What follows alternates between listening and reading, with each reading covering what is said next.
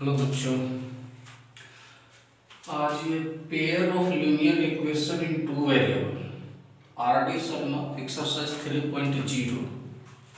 इसका अर्थ ये होगा कि ये इंट्रोडक्टरी क्लास है और ये बहुत ही इंपॉर्टेंट क्लास होता है। जब भी इंट्रोडक्टरी क्लासेस होता है तो बहुत इंपॉर्टेंट होता है, क्योंकि उसी के आधार पर सारा क्वेश्चन जो होता है चैप्टर का वो बेस्ड होता है। इसलिए इसको जरा सा ध्यान से देखिए।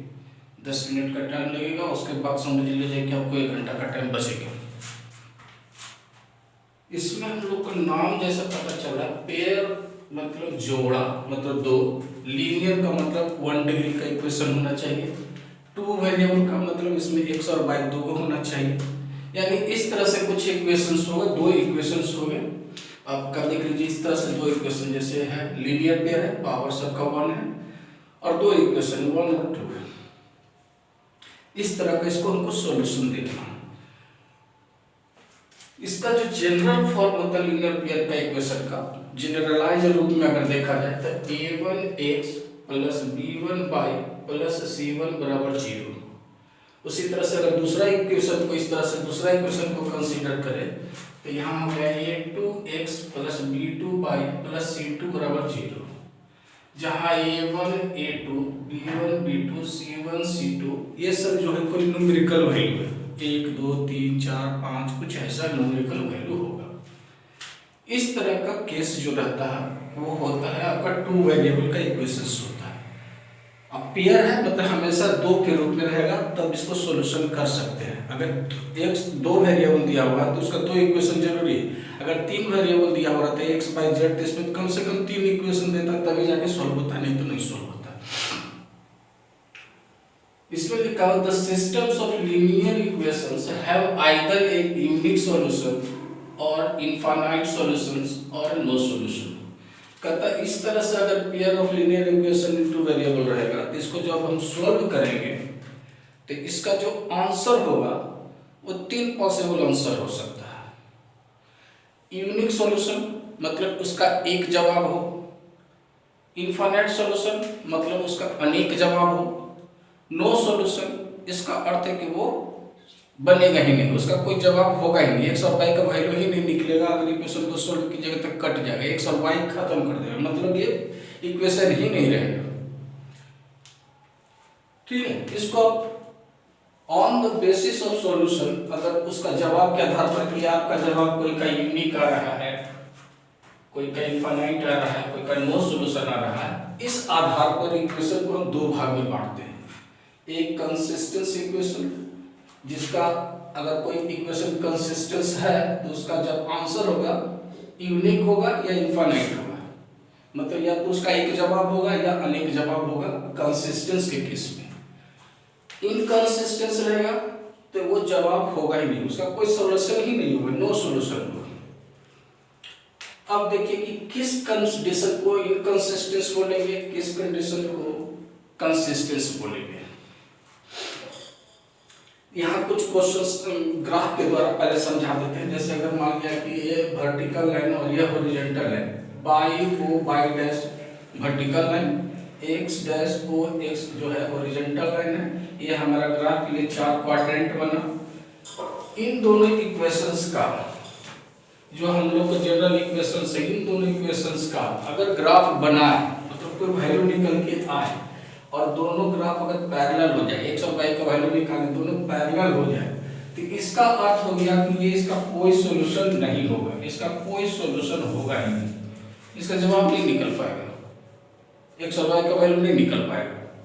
लेकिन अगर दो इक्वेशंस है और दोनों एक दूसरे को कट कर रहा है, इंटरसेक्ट कर रहा है, कट जाता है, तो इसका अर्थ होगा कि एटलीस्ट इसका एक जवाब होगा, यानी यूनिक सॉल्यूशन होगा उसका इंटरसेक्टिंग लाइन में। लेकिन एक इक्वेशन का ग्राफ बनाए ये आ गया ऐसे, और दूसरा का ग्राफ बनाया तब उसी पर आ गया, मतलब सेम टू सेम कौन साइड कर गया, मतलब एक के ऊपर दूसरा लाइन चढ़ गया, तब उसको बोलते हैं कोइंसिडेंट लाइंस। ऐसे में मेनी सॉल्यूशन हो गया, मतलब ए ओ का ही समझ लीजिए कि एक ही इक्वेशन है, दोनों खाली रूप बदल देगा। जैसे देख लीजिए x माइनस 2y बराबर 1 दिया हुआ है, 2x माइनस 4y बराबर 2 दिया। अगर इसमें से 2 कॉमन ले लेते हैं, सपोज दैट देखिए अगर 2 कॉमन लेते हैं x माइनस 2y बराबर 2, यानी इसको सोल्व करें तो x माइनस 2y बराबर 1। देख लीजिए इनडायरेक्टली ये क्वेश्चंस और ये दोनों एक ही चीज है।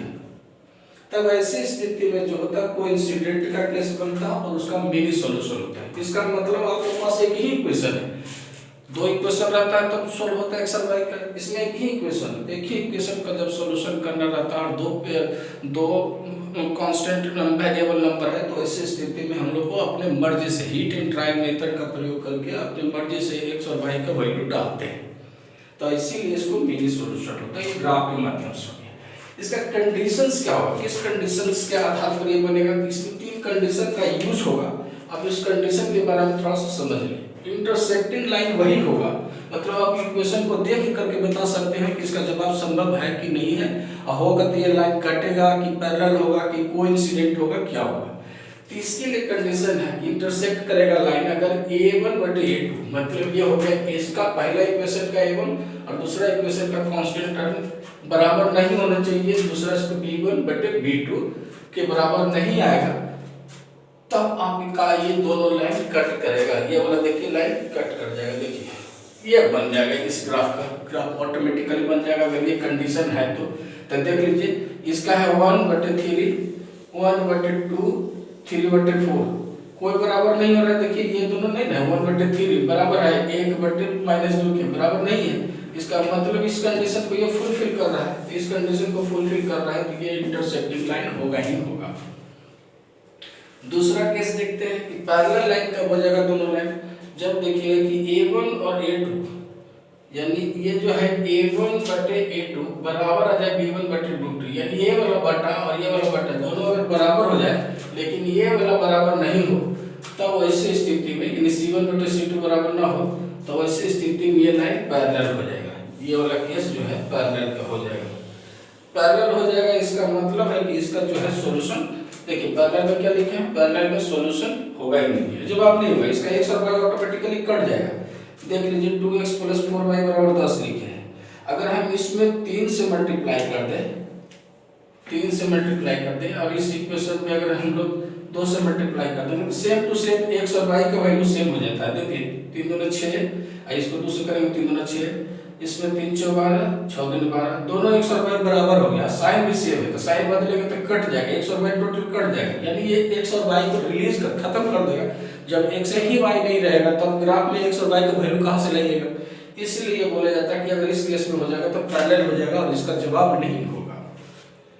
दूसरा कोइंसिडेंट का केस में तीनों बराबर हो जाए, मतलब a1 बटे a2, b1 बटे b2, c1 बटे c2, अगर तीनों केस बराबर हो जाए तो वैसी स्थिति में होता क्या है कि आपका इक्वेशन का मिनी सॉल्यूशन होगा। मिनी सॉल्यूशन का मतलब ये देखने में दो अलग अलग इक्वेशन जरूर लगेंगे, लेकिन अगर कॉमन लीजिएगा तो दोनों इक्वेशन एक ही हो जाएगा। इसका मतलब हम लोग एक ग्राफ बनाते हैं अपनी मर्जी से, अगर x y का वैल्यू डालिएगा तो x और y का वैल्यू अपने मर्जी से जो भी डालते चले जाइएगा, हीट एंड ट्रायल मेथड इसको कहते हैं, इसका कोई फिक्स वैल्यू नहीं है, जितना डालिए, क्योंकि ये सॉल्यूशन होगा ही नहीं, x और y का हम लोग दो इक्वेशन से बना ही नहीं पाएंगे। ठीक है, तो ये एक्सरसाइज 3.2 इंट्रोडक्टरी क्लासेस था। अब हम एक्सरसाइज 3.1 का इसमें एक दो प्रॉब्लम को देखते हैं।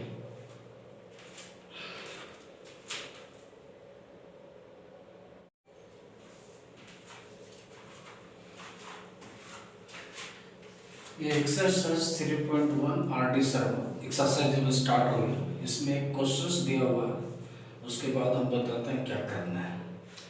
क्वेश्चन नंबर 1 है, Akhila went to a fair in her village. उसके गांव में कोई मेला लगा है, वो वहां घूमने के लिए गया।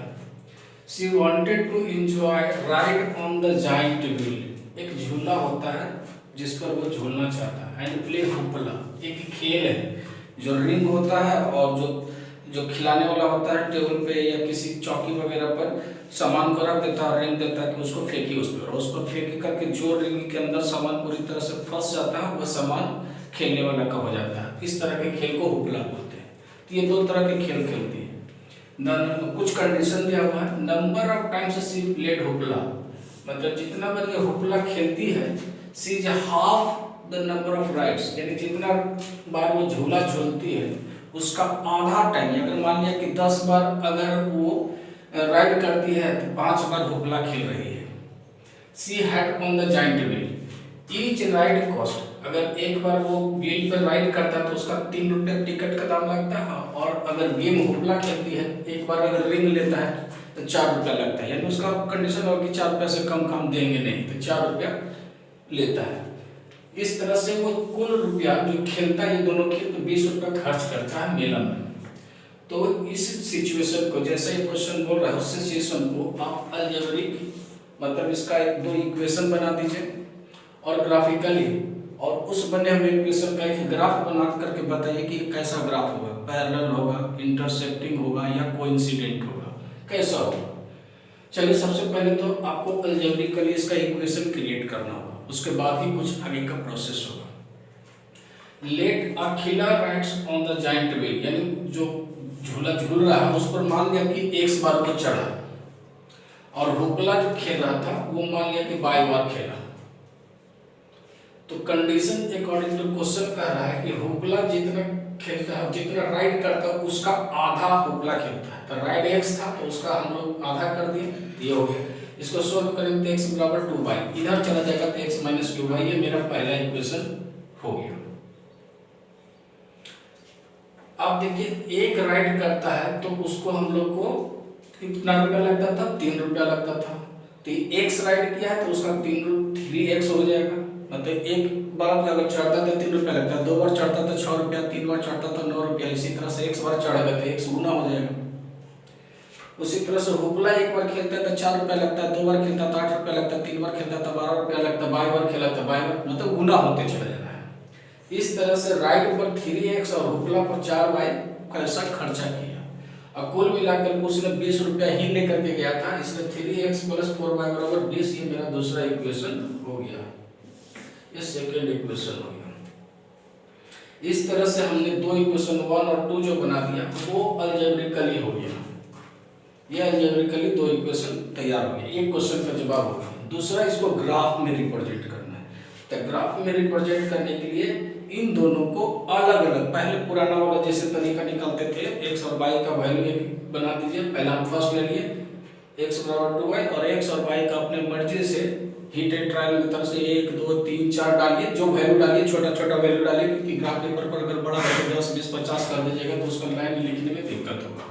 छोटा छोटा वैल्यू डालिए ताकि वो इंटीजर के रूप में आ जाए, ऐसा नहीं हो कि पॉइंट में आ जाए तो भी वो ग्राफ पेपर बनाना पड़ जाएगा, पॉइंट में भी आएगा तो बनेगा, ऐसा नहीं कि नहीं बनेगा। तो हम लोग अपने मर्जी से इसको मान लें कि पहला अगर y की जगह पर 0 डालते हैं तो 0 × 2 करेंगे तो बच करके पूरा सोल्व हो करके 0 आएगा। अगर हम लोग यहाँ y की जगह पर 1 डालते हैं तो 2 × 1 यानी 2, तो x बराबर 2 बच गया। अगर हम y का वैल्यू 2 रखते हैं तो 2 × 2 4, x की जगह पर 4 आ गया। इस तरह से पहला इक्वेशन से x और y का हम 3 वैल्यू निकाल दी, कम से कम 3 वो निकालेगा।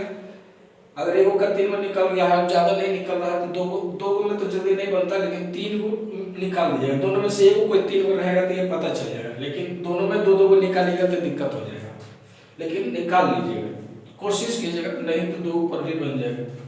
दूसरा इक्वेशन था हमारा कितना, 3x + 4y = 20, तो 3x निकालेंगे तो 4y उधर चला जाएगा, यानी 20 - 4y, फिर x को आगे सेपरेट कर देंगे तो बटा में 3 हो जाएगा। अब इस तरह से जो वैल्यू आया इसमें से हम लोग y का वैल्यू बारी बारी से 1 2 3 4 डालेंगे, 20 में से घटा देंगे, जो घट करके आएगा उसको 3 से डिवाइड करेंगे। तो ऐसा कोई नंबर अपनी मर्जी से सोचिए, 0 सोचिए, 1 सोचिए, 2 सोचिए, 3 सोचिए, बारी बारी से इसमें डालिए, -1 सोचिए, -2 सोचिए, -3, ऐसा कोई मतलब प्लस हो या माइनस हो, y का वैल्यू कुछ डालें कि 20 में से घटाए और वो 3 से कट जाने वाला पूरा आता हो, ऐसा सोचना है। तो हम देखिए y की जगह पर अगर 2 सोचते हैं तो 4 × 2 8 हो जाता है, 20 में से 8 जाएगा तो 12 हो जाता है, 12 को 3 से भाग देंगे तो 4 हो जाता है, सही है। हम -1 सोचते हैं तो -1 लगाएंगे तो 4 × -1 करेंगे तो +4 हो जाएगा यहाँ पर, तो 20 में 4 जुटेगा तो 24 हो जाएगा, 24 में 3 से भाग देंगे तो 8 हो जाएगा। तीसरा भी नंबर सोच सकते थे, एक में 3 सोचा हुआ, एक में 2 है तो कोई दिक्कत नहीं है। इस तरह से हमको 2 पॉइंट मिल गया, ये x y का एक मिल गया ये वाला पॉइंट, और ये एक्स वाई का ये वाला पॉइंट मिल गया हमको। अब इसी चीज को ग्राफ पे हम डालते हैं, तब हमको डिसीजन होगा कि उसमें कैसा सॉल्यूशन होगा। देखिए ये Y O Y dash X O X dash horizontal और वर्टिकल लाइन का कटा हुआ पॉइंट्स है। पहला ग्राफ को रिप्रेजेंट करते हैं। देखिए x का वैल्यू कितना दिया हुआ है 0 और y का भी वैल्यू 0, यानी ये वाला पॉइंट हमको हो गया 0 0। दूसरा पॉइंट का x के जगह पर 2, देखिए x के जगह पर 2 और y के जगह पर 1 ऊपर चला तो ना x ऐसे y को ऐसे, तो देखिए ये वाला पॉइंट मिल रहा है। फिर x के जगह पर 4 आ जाइए, यहाँ 4 आ जाइए और y के जगह पर 2 चला जाइए, 2 चला जाइए, तो देखिए ये वाला पॉइंट हमको मिल रहा है। ये तीनों पॉइंट हम लोग रिप्रेजेंट करते हैं, एक पॉइंट ये और ये 3 पॉइंट हो गया। अब इस ग्राफ को इसी में डालें।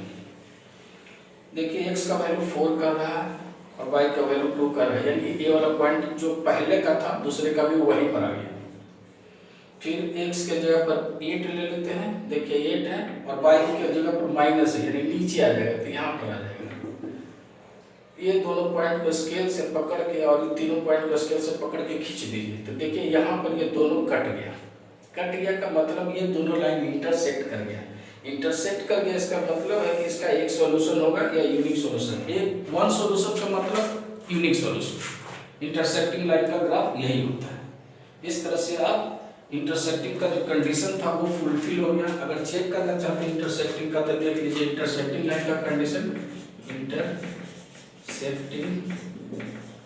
लाइंस का कंडीशंस क्या होता था, a1 बटे a2 is not equal to b1 बटे b2 होना चाहिए, यही कंडीशन होता है। अब देखिए इसमें से a1 कितना था, a1 की जगह पर 1 था और इसमें a2 की जगह पर दूसरा इक्वेशन कितना है 3 था।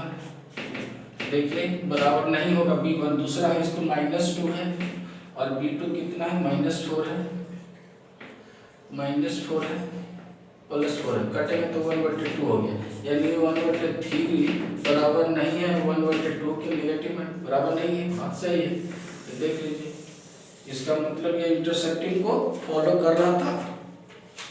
हो गया ये फर्स्ट क्वेश्चन है। सेकंड क्वेश्चन को देखते हैं नेक्स्ट वीडियो में। और इसका जो क्वेश्चन है आरडी शर्मा के, बहुत सारे बच्चे बोल रहे थे कि इसमें सर हम लोग के पास किताब नहीं रहता, दूसरा पब्लिशर का पढ़ते तो दिक्कत होता है, तो क्या करेंगे लेसन का जो है ना उसका हम आगे